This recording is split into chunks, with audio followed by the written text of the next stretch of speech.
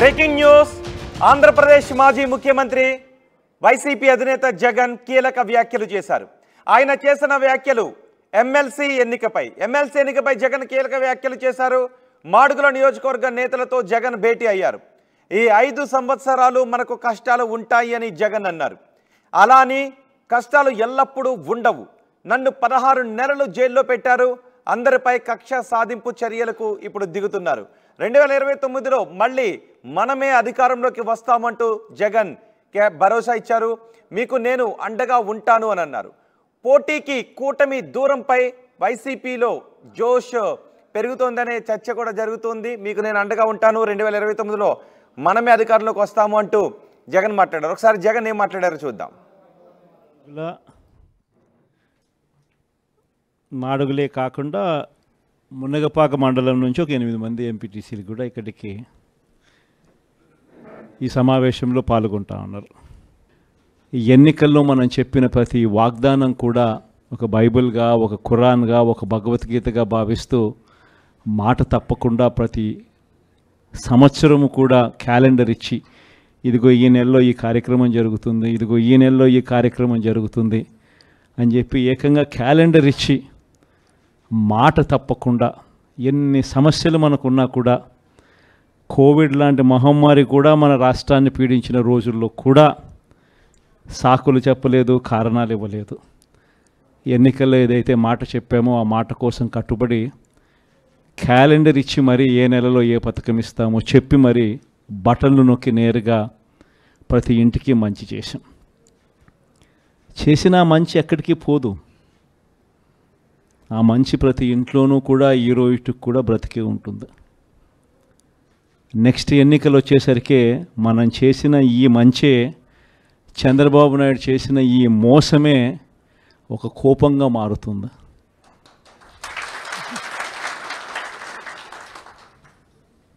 ఎందుకనంటే చంద్రబాబు నాయుడు గారి క్యాంపెయిన్ కూడా మనం చూసాం. జగన్ ఏమో పలావ్ ఇచ్చాడు, బాగానే చూసుకున్నాడు, కానీ చంద్రబాబు నాయుడు బిర్యానీ పెడతానన్నాడు. తీరా చూసేసరికి పలావు పోయింది, బిర్యానీ పోయింది, పస్తు పండుకోవాల్సిన పరిస్థితిలో ఈ పొద్దు మేము ఉన్నాము అని చెప్పి ప్రజలందరూ కూడా అనుకుంటా ఉన్న పరిస్థితిలో ఈరోజు రాష్ట్రాన్ని చూస్తూ ఉన్నాం. ఈరోజు వైఎస్ఆర్ కాంగ్రెస్ పార్టీయే, మన పార్టీయే అధికారంలో ఉంటే ఈ పార్టీకే మీ జగన్ రైతులందరికీ రైతు భరోసా ఇచ్చేసిండు. ఈ పాటికే రైతు భరోసా సొమ్ముతో వ్యవసాయంలో రైతులందరూ కూడా చక్కగా వ్యవసాయం చేసుకుంటూ కనిపించుండేవారు. వైఎస్ఆర్ కాంగ్రెస్ పార్టీయే ఉండింటే, మీ జగనే ముఖ్యమంత్రిగా ఉంటే ఈ పాటికే బడులకు పోతా ఉన్న పిల్లలందరూ కూడా సంతోషంగా బడులకు పోతూ ఉందరు. వాళ్ళ అమ్మలందరికీ కూడా ఈ పాటికి అమ్మఒడి పథకం కూడా ఈ పాటికి అంది వాళ్ళందరూ కూడా సంతోషంగా ఉండేవాళ్ళు. ఈ పాటికి అక్క చెల్లెమ్మల ముఖంలో చిరునవ్వు కనిపిస్తూ 0 వడ్డీకి సంబంధించిన సొమ్ము కూడా ఆ పొదుపు సంఘాల అక్క చెల్లెమ్మలకు అందరికీ కూడా 0 వడ్డీకి సంబంధించిన డబ్బులు కూడా వాళ్ళందరికీ కూడా ఏప్రిల్లోనే మామూలుగా ఇస్తూ ఉంటుంది. ఎన్నికలు కాబట్టి, కోడ్ కాబట్టి ఒక అటు ఇటుగా పోయినా కూడా మనం వచ్చిన వెంటనే ఈ పార్టీకే మీ జగనే ఉంటే ఆ సొమ్ములు కూడా వచ్చి ఉండేటివి. మీ జగనే ముఖ్యమంత్రిగా ఉండింటే, వైఎస్ఆర్ కాంగ్రెస్ పార్టీ మన పార్టీయే అధికారంలో ఉండుంటే ఈ పార్టీకే విద్యా దీవెన కింద ప్రతి పిల్లాడికి కూడా వాళ్ళు కట్టాల్సిన ఫీజులు ప్రతి త్రైమాసికం 3 నెలలకు ఒకసారి వాళ్ళకు సంబంధించిన ఫీజులు మళ్ళీ 3 నెలల లోపల 3 నెలలు అయిపోయిన వెంటనే ప్రతి త్రైమాసికం వచ్చే ఫీజులు విద్యా దీవెన కింద వాళ్ళ ఖాతాల్లోకి పడుండేటివి. వసతి దీవెన డబ్బులు కూడా పడుండేటివి. మత్స్యకార భరోసా కూడా పడుండేటిది.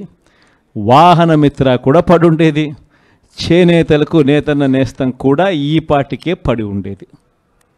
ఇది మన 5 ఏళ్ల చరిత్ర చూస్తే ప్రతి సంవత్సరం మనం ఈ ఆగస్టు నెలాఖరు లోపల ఇవన్నీ కూడా రొటీన్గా సాదాసీదాగా మామూలుగా ఎవరు చుట్టూ తిరగాల్సిన అవసరం లేకుండా మామూలుగా జరుగుతూ పోయేటివి.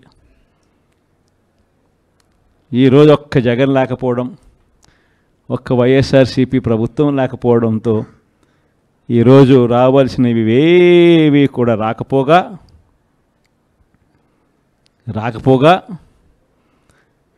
ఇంటికే వచ్చి తలుపు తట్టి చిక్కటి చిరునవ్వుతో ఇచ్చే పరిస్థితులు కూడా పోయింది. బియ్యం అయితేనేమి, పెన్షన్లు అయితేనేమి, అయితేనేమి వీళ్ళంతా కూడా ఇప్పుడు జన్మభూమి కమిటీల చుట్టూ, లేకపోతే తెలుగుదేశం పార్టీ నాయకుల చుట్టూ, వాళ్ళ ఇళ్ళ చుట్టూ తిరగాల్సిన పరిస్థితి మళ్ళా కనిపిస్తూ ఉంది. ఇచ్చిన ప్రతి మాట కూడా మోసం చంద్రబాబు నాయుడు చేస్తూ ఉన్నది అనేది తేట తెల్లంగా తెలిసిపోయే విధంగా తన పాలన సాగుతూ ఉంది. ప్రతి అడుగులోనూ మోసమే కనిపిస్తూ ఉంది. పిల్లలకైతే మొన్నటిదాకా ఇంగ్లీష్ గవర్నమెంట్ బడులలో టోఫుల్ ఒక పీరియడ్గా బోధన జరుగుతూ ఉండేది.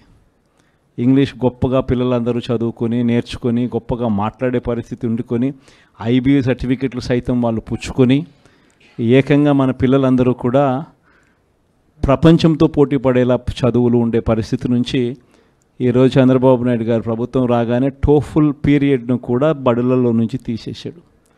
విద్యా కానుక కూడా ఈరోజు అస్తవ్యస్తంగా పంపిణీ జరిగింది. ఇంగ్లీష్ మీడియం కూడా ఎగిరిపోయే పరిస్థితులు, ఇక ట్యాబులు కూడా ఇస్తారన్న నమ్మకం కూడా లేని పరిస్థితులు. అస్తవ్యస్తంగా ఈరోజు స్కూళ్ళు కనిపిస్తూ ఉన్నాయి. మధ్యాహ్న భోజనం కూడా రోజుకొక మెనూతో గోరుముద్దిచ్చే కార్యక్రమం కూడా అస్తవ్యస్తంగానే తయారైంది. ఆరోగ్యశ్రీకి సంబంధించి ఇప్పటికే 1600 కోట్ల రూపాయలు బకాయిలు, జనవరి నుంచి బకాయిలు. మామూలుగా జనవరిలో ఏదైనా బిల్స్ జనరేట్ అయితే ఫిబ్రవరిలో బిల్స్ ప్రాసెస్ చేసి మార్చిలో మామూలుగా బిల్స్ ఇచ్చేస్తాం. అంతకన్నా ఎప్పుడు డిలే ఎప్పుడు ఉండదు. కానీ మార్చిలో కోడ్ వచ్చింది. కోడ్ వచ్చిన వెంటనే బిల్స్ అన్నీ పూర్తిగా ఇవ్వడం మానేసినారు. పూర్తిగా అప్పటి నుంచి ఇప్పటిదాకా రూపాయి ఇచ్చిన పాపన పోల. ప్రతిదీ కూడా వ్యవసాయం అయితేనేమి, హెల్త్ అయితేనేమి, ఎడ్యుకేషన్ అయితేనేమి, గవర్నెన్స్ అయితేనేమి, డెలివరీ అయితేనేమి, ఇంటికే వచ్చి డెలివరీ అయితేనేమి అన్నీ కూడా అస్తవ్యస్తంగా కనిపిస్తూ ఉన్నాయి. లా అండ్ ఆర్డర్ అయితే పూర్తిగా రెడ్ బుక్ పాలన జరిగిపోతూ ఉంది. అసలు లా అండ్ ఆర్డర్ ఉందా లేదా అనేది కూడా నమ్మకం కూడా ఎవరికి కలగడంలా.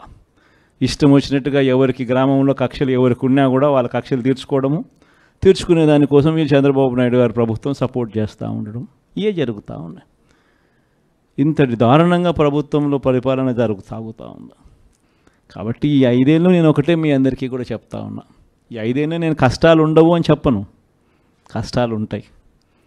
మనం విపరీతంగా వాళ్ళు హెరాస్మెంట్ కూడా చేస్తారు, అది కూడా నేను చెప్తా ఉన్నా, ఉంటాయి, కాదని నేను అనడంలా.